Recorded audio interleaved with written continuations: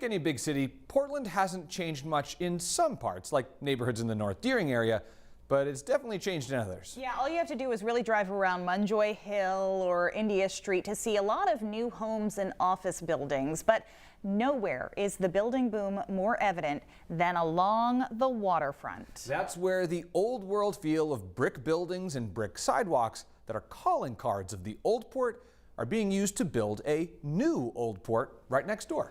News Center Maine's Hannah Deneen gives us an inside look at the largest development project in decades in Portland. It's such an impactful project on the city of Portland, arguably the most impactful project we'll ever do as developers in my career. Resting between Munjoy Hill neighborhood in Portland's East End and the city's waterfront, Portland Foresight. Over the next 6 years, developers say it will transform from this to this.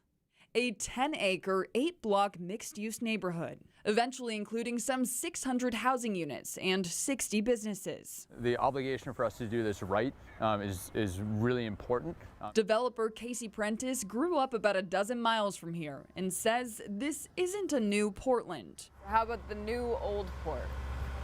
The extension of the Old Port. Fair enough.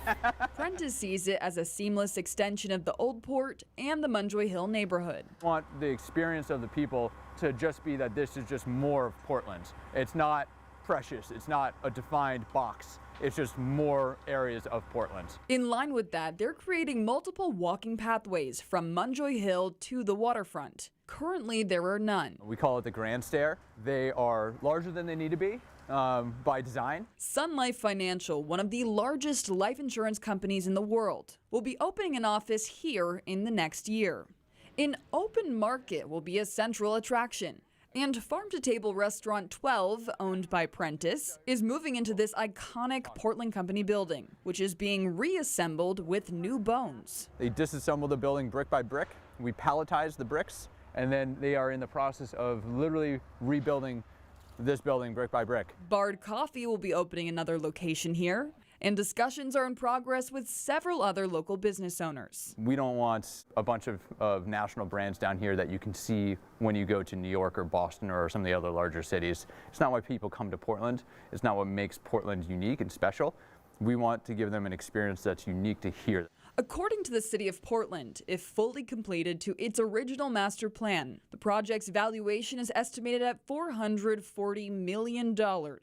At this year's tax rate of $12.99, that would net roughly $5.7 million a year in taxes. It is going to be incredibly transformational for not just the city of Portland, but for the region as well as the entire state. Portland Chamber of Commerce President Quincy Hensel says the chamber has been supportive of the Portland Foresight project from the start. The property where Portland Foresight is located has been incredibly underused for years. She says a mixed-use development that maintains much of the site's original character is what the chamber and many locals felt was right for this special waterfront property. To be able to have a vision to develop and to redevelop this piece of property is pretty exciting. Hensel says the project underwent the normal planning and approval process with the city. This project has gone through many iterations in front of the council and the planning board.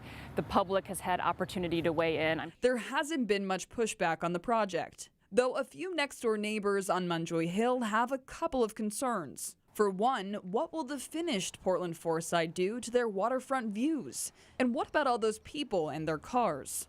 Munjoy Hill resident Wayne Valzania says right now it's hard to judge the project's impact. It's like taking everything and throwing confetti and throwing it up in the air. I mean, nobody really knows. Everybody's slightly panicked and examining the investment they made and how that plays in this next chapter. On his mind, how property values may change, as well as the neighborhood's overall character. You know, they moved here because it was a quiet little city, and so now they're having to really kind of think about that change. But that change is underway. This is all a giant pedestrian plaza. Think outdoor furniture, free public Wi-Fi. People can just come down here, grab a cup of coffee, sit outside. A mixed-use neighborhood designed to attract locals and visitors all year round. A focus of ours is to make sure that this is as active and as enjoyable in the winter months as it is in the summer months.